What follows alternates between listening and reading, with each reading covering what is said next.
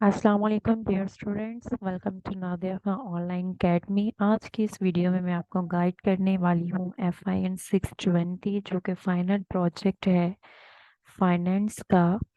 और इसकी first and second assignment announce हो चुकी है। फर्स्ट असाइनमेंट में आपको JCL सबमिट करवाना है, जिसकी सबमिशन डेट जो है वो जनवरी में है। ठीक है, अभी फ़िलहाल आपने फोकस करना है अपनी सेकेंड असाइनमेंट पे, जिसकी ड्यू डेट 10th है। ठीक है, 10th नवंबर है। और इसमें आपने प्रपोजल बनाना है।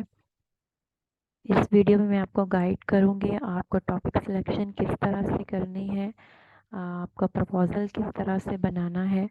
ठीक है, और अगर आपको मेरी वीडियो अच्छी लगे तो आपने मेरे चैनल को सब्सक्राइब करना है और वीडियो को लाइक करना है। और अगर आपका कोई कोई भी क्वेश्चन है प्रपोजल से रिलेटेड, आप कमेंट सेक्शन में पूछ सकते हैं। इसके अलावा इसका व्हाट्सएप ग्रुप भी जो है वो मस्ट ज्वाइन कीजिएगा। और अगर कोई स्टूडेंट पेड बेसिस पे अपने आप प्रपोजल बनवाना चाहे या फिर प्रोजेक्ट हैंडल करवाना चाहे तो आप मुझसे कांटेक्ट कर सकते हैं। और मेरे स्टूडेंट के रिव्यूज़ भी सेंड आप देख सकते हैं, डिस्क्रिप्शन में आपको लिंक मिल जाएगा। ठीक है, तो हम स्टार्ट करते हैं। सबसे पहले हम बात करेंगे इंस्ट्रक्शंस के हवाले से। क्या इंस्ट्रक्शंस हैं आपके असाइनमेंट की? Select a suitable topic for project work from the list of topics. File available in download section of the course on VULMS। अच्छा है, सबसे फर्स्ट इंस्ट्रक्शन जो है वो ये है कि आपने लिस्ट ऑफ टॉपिक्स में से आपने कोई भी टॉपिक सिलेक्ट करना है। ठीक है, और इसमें ये है कि इसको डाउनलोड करने का तरीका मैं आपको बता देती हूँ। सबसे पहले आपने सब्जेक्ट आइकॉन पे क्लिक करना है। उसके बाद आपने डाउनलोड फाइल्स में जाना है। वहाँ पे आपको नेम से एक फ़ाइल शो हो रही होगी, लिस्ट ऑफ टॉपिक्स। ठीक है, ज़रूरी नहीं है आप लिस्ट ऑफ टॉपिक्स में से ही आप अपना टॉपिक सिलेक्शन करें। वो सिर्फ आपके आइडियाज़ के लिए कुछ टॉपिक्स उन्होंने शेयर किए हैं, आप वहाँ से भी टॉपिक ले सकते हैं और अपने इंटरेस्ट के अकॉर्डिंगली भी टॉपिक सिलेक्ट कर सकते हैं। ठीक है, जो सेकंड इंस्ट्रक्शन है वो ये है, common mistake observe in student proposal for final project. तो ये भी फाइल जो है वो डाउनलोड सेक्शन में मौजूद होगी, आपने वहाँ से डाउनलोड कर लेनी है। अपने प्रपोजल बनाने से पहले आपने उसको रीड आउट कर लेना है ताकि आप उन मिस्टेक्स को रिपीट ना करें। ठीक है, जो थर्ड इंस्ट्रक्शन है वो ये है कि prepare proposal for project on the selected topic according to the proposal format available in the course handbook, which can be accessed through download section of the course on VULMS। तो इसमें ये है कि आपने, जैसे कि मैंने आपसे पहले भी कहा, कि जो लिस्ट ऑफ टॉपिक है उसमें आपको सिर्फ मेरे ख्याल से 3 to 4 टॉपिक्स आपको शो करवाए गए हैं आपके आईडिया के लिए। अगर आपको वो टॉपिक अच्छे लगें आप वो टॉपिक भी ले सकते हैं और अपने एरिया ऑफ इंटरेस्ट के अकॉर्डिंग भी टॉपिक सिलेक्ट कर सकते हैं। टॉपिक सिलेक्शन के बाद आपने अपना प्रपोजल बनाना है, जो आपको आपके LMS पे फॉर्मेट गिवन है, आपने उसी फॉर्मेट को फॉलो करना है। ठीक है, you have to submit the proposal by uploading it against assignment number 2। Assignment number 2 जो है वो आपके प्रपोजल के हवाले से है, ये आपका प्रोजेक्ट है, थीसिस है। इसको मैं एक बात आपको क्लियर कर दूं, अगर आप इसको सीरियसली हो के इंस्ट्रक्शंस के अकॉर्डिंगली वर्क करेंगे, सुपरवाइज़र के इंस्ट्रक्शंस को फॉलो करेंगे तो आपका तभी जो है वो प्रपोजल एक्सेप्ट होगा, आपका प्रोजेक्ट पास होगा। ठीक है, और आपको इसको रिपीट नहीं करना पड़ेगा। लेकिन अगर आप इस पे नॉन सीरियस होके वर्क करेंगे तो आपका आपका प्रोजेक्ट फेल होगा। ठीक है, सो बी सीरियस। अच्छा, इसमें मैं आपको बता देती हूँ इसका प्रोसीजर क्या होगा आपका कंप्लीट कोर्स का। कंप्लीट कोर्स में आपके सबसे पहले जो है आपको JCL सबमिशन आपकी मस्ट होती है। आप ड्यू डेट तक भी करवा सकते हैं, ड्यू डेट के बाद भी करवा सकते हैं, जो आपके असाइनमेंट नंबर 1 है। उसके बाद असाइनमेंट नंबर 2 है आपके प्रपोजल की। ठीक है, इसमें अपने प्रपोजल सबमिट करवाना है। उसके बाद आपकी रिवीजन पे प्रपोजल की रिवीजन पे भी कुछ एक दो असाइनमेंट्स होंगी। आपने अपना प्रपोजल जो है, जब तक आपका अप्रूव नहीं होगा आप प्रोजेक्ट की तरफ नहीं जा सकते। ठीक है, प्रोजेक्ट पे वर्क सिर्फ उन्हीं स्टूडेंट्स को अलाउ किया जाता है जिनका प्रपोजल पास होता है। ठीक है, प्रपोजल पास के बाद आपको कंप्लीट प्रोजेक्ट पे वर्क करना होता है। कंप्लीट प्रोजेक्ट पास करने के बाद आपको वाईवे पीपीटीज बनानी है। पीपीटीज के बाद आपको वाईवे की कॉल आती है। वाईवे की कॉल उन्हीं को आती है जिनका रिटन वर्क पास होता है। सो बी केयरफुल। अच्छा, नेक्स्ट जो है अम,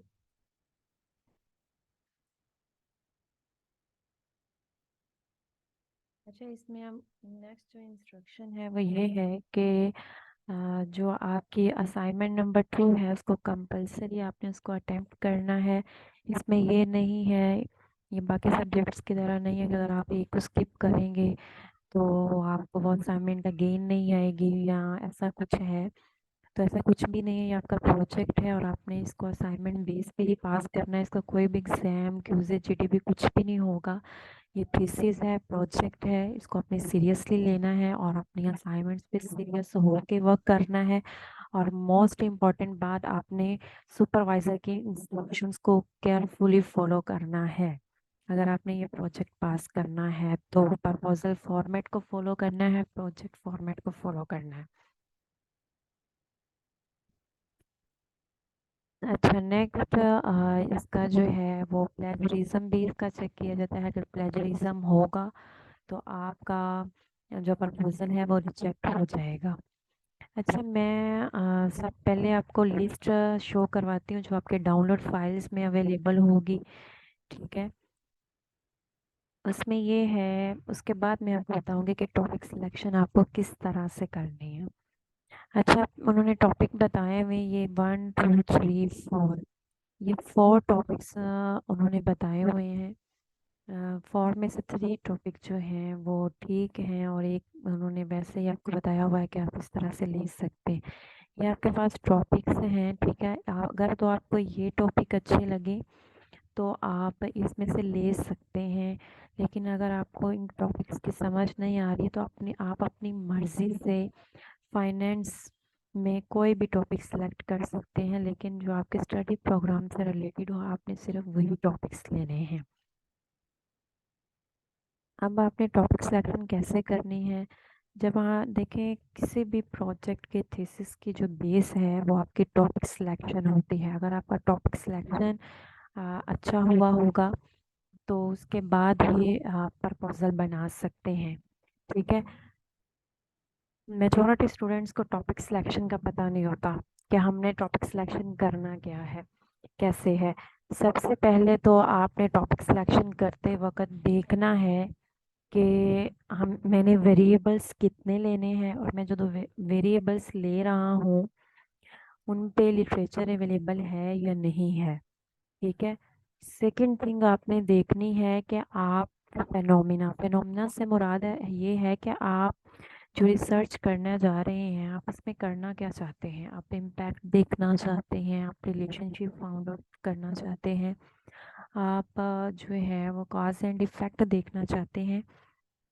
ये आपको जो है वो डिटरमिन करना है या आपको देखना है कि आप करना क्या चाहते हैं। ठीक है, इसको अगर आप रिलेशनशिप फाइंड आउट करना चाहते हैं, अगर इम्पैक्ट देखना चाह रहे हैं, पहले आपने ये चीज़ जो है वो फाइनलाइज करनी है। उसके बाद आपने देखना है कि आपकी जो स्टडी है वो किन पे होगी, एम्प्लॉयज़ पे होगी, किस पे होगी। ठीक है, आप टीचर्स पे कर रहे हैं, स्टूडेंट्स पे कर रहे हैं, किस पे कर रहे हैं, सेल्समैन पे कर रहे हैं, ऑर्गेनाइजेशन पे कर रहे हैं, एम्प्लॉयज़ मैनेजर्स पे कर रहे हैं, किस पे कर रहे हैं। ठीक है, ये आपने देखना है। अपने सब्जेक्ट से मुराद ये है कि आपने देखना है कि आप स्टडी जो है वो किस पे रिसर्च करना चाह रहे हैं। उसके बाद आपने पॉपुलेशन देखनी है कि आपकी पॉपुलेशन क्या होगी। ठीक है, ये इन तमाम सब चीज़ों को मिला के एक टॉपिक बनता है, यानी कि आपके टॉपिक में वेरिएबल्स भी होने चाहिए, सब्जेक्ट भी होना चाहिए, फेनोमेना भी होना चाहिए और पॉपुलेशन भी होना चाहिए।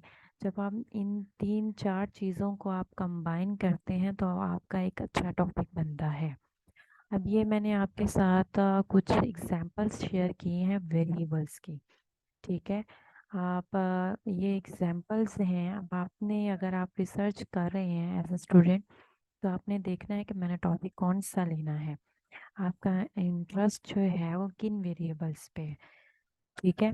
आई होप कि आपको ये क्लियर हो गया होगा, और अगर आपका कोई भी क्वेश्चन आप कमेंट में पूछ सकते हैं। नेक्स्ट जो है वो मैं आपको गाइड करूँगी आपका प्रपोजल बनाना कैसे है, ठीक है। आपके साथ वीयू ने एक फॉर्मेट शेयर किया है। ये नहीं कि आपने अपनी मर्ज़ी करनी है, आपने स्ट्रिक्टली जो है वो फॉर्मेट को फॉलो करना है, ठीक है। अब यहाँ से जो है वो आपका प्रपोजल फॉर्मेट स्टार्ट हो रहा है। सबसे पहले आपने टाइटल पेज बनाना है, उसमें अपना टॉपिक लिखना है, जो भी आपने टॉपिक लिया है। इसी तरह से अपना अपना नेम, आईडी, यूनिवर्सिटी का name, logo, date of submission, ठीक है। अगर आपके पास जेसीएल की कॉपी है आप अटैच कर सकते हैं, अगर आपके पास नहीं है आप इसको अभी स्किप कर सकते हैं, ठीक है। आपका भी मेन फोकस जो है वो आपके प्रपोजल पे होना चाहिए, ठीक है। अगर आपके पास है जेसीएल की कॉपी आप अटैच कर दें, अगर नहीं है आप स्किप कर दें, इट्स नॉट बिग इशू। उसके बाद आपने टेबल ऑफ कंटेंट बनाने हैं, ठीक है। टेबल ऑफ कंटेंट में आप जितने भी हेडिंग्स है आपके, ये हेडिंग है, सब हेडिंग है, वो सारी इसमें इंक्लूडेड होनी चाहिए। उसके बाद ये आपका चैप्टर नंबर 1 आ जाता है। चैप्टर नंबर 1 में जो आपने टॉपिक लिया है इंट्रोडक्शन पार्ट, ठीक है, या उसमें आपने ऐड करना है जो भी आपने टॉपिक लिया है। आपने बताना है अपना प्रोजेक्ट टाइटल के हवाले से ये प्रोजेक्ट किस बारे में है, ठीक है। उसका आपने इंट्रोडक्शन देना है, कोई 1 से 2 पैराग्राफ में आप उसका इंट्रोडक्शन ऐड कर लें। उसके बाद आपने रैशनल बताना है, ठीक है। रैशनल से मुराद ये है कि आप ये टॉपिक ले रहे हैं, इसकी रीज़न क्या है, इसका अपना लॉजिकल रीज़न देनी है। ये रिसर्च आप क्यों कर रहे हैं, ठीक है, किस वजह से कर रहे हैं, ये क्यों ज़रूरी है, ये आपने रैशनल देना है, या आप 1 या 2 पैराग्राफ में रैशनल दे सकते हैं, ठीक है। उसके बाद आपने बैकग्राउंड, बैकग्राउंड ऑफ स्टडी या बैकग्राउंड आपने टाइटल देना है। बैकग्राउंड से मुराद ये है, बैकग्राउंड आप जो भी आपने अपनी स्टडी ली है, अपने रिसर्च टॉपिक लिया, उसका बैकग्राउंड ऐड करेंगे, वो भी आप 2 से 3 पैराग्राफ में ऐड कर सकते हैं। उसके बाद ये आपने ऑब्जेक्टिव्स बनाने हैं। ऑब्जेक्टिव्स क्या हैं? ऑब्जेक्टिव्स जो हैं आपके मेजरेबल होना चाहिए, ठीक है, लॉजिकल फैक्ट्स पे होना चाहिए। ये नहीं कि आप ज़्यादा से ज़्यादा ऑब्जेक्टिव्स बनाएं, सिर्फ अगर आप 3 से 4 ऑब्जेक्टिव्स बना लें जो आपके रिसर्च पर्पस के अकॉर्डिंगली हों, मेजरेबल हों, स्पेसिफिक हों, ठीक है, वही सिर्फ ऑब्जेक्टिव्स आप रखें। और ऑब्जेक्टिव्स जो हैं रिसर्च में हम एक्शन वर्ब को यूज़ करते हुए बनाते हैं, ठीक है। सिग्निफिकेंस आपने बताना है कि इस रिसर्च जो है ये किन के लिए जो है वो फ़ायदेमंद साबित होगी, कौन इनसे बेनिफिट हासिल करेंगे, ठीक है, इनका रिज़ल्ट जो है क्या होंगे, ठीक है। तो ये सारी चीज़ें जो हैं वो अपने सिग्निफिकेंट्स में बतानी है। उसके बाद आपने चैप्टर नंबर 2 में आपका प्रोजेक्ट प्रोसीडिंग है, जिसमें प्रोजेक्ट सेक्शन जैसे main heading, final detail, description of explore relevant topic, ठीक है, ये आप देख सकते हैं डाउनलोड लिंक में। उसके बाद चैप्टर नंबर 3 है मेथडोलॉजी।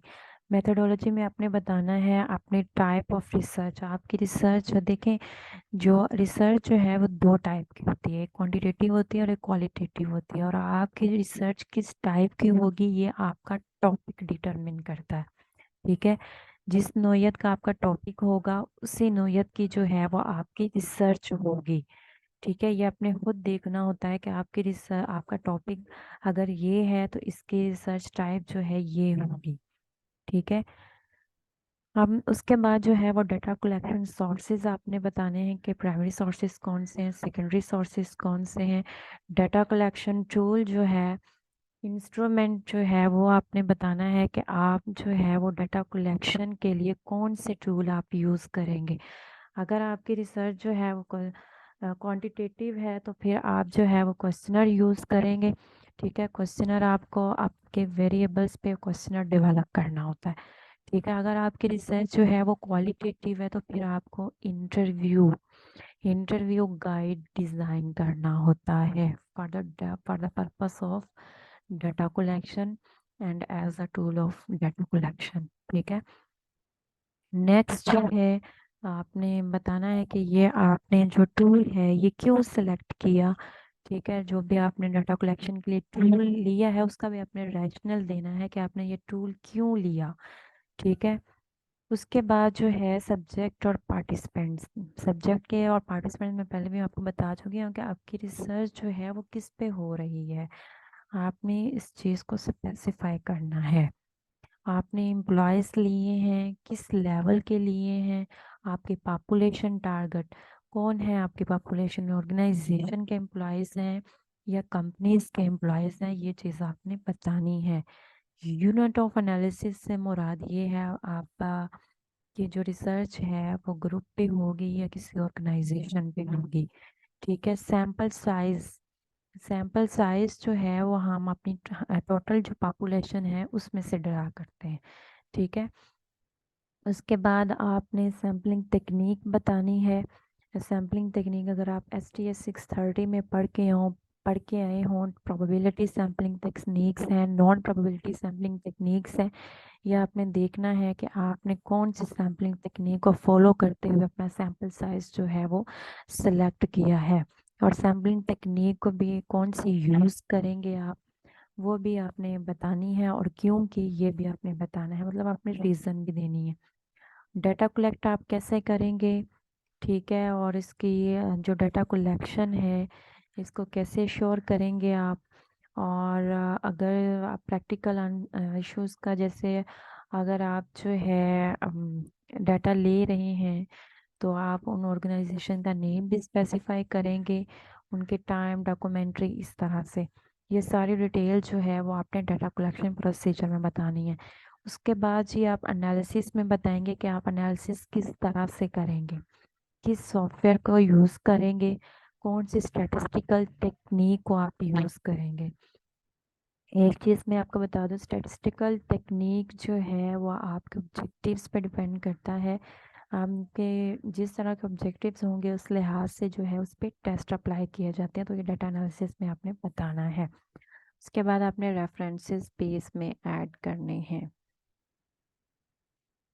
आई होप कि आपको समझ आ गई होगी। अगर आपका किसी भी स्टूडेंट का कोई भी क्वेश्चन हो आप मुझसे कमेंट करके पूछ सकते हैं।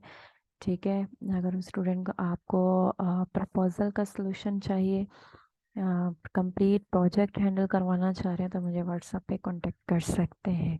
Good luck and thanks for watching.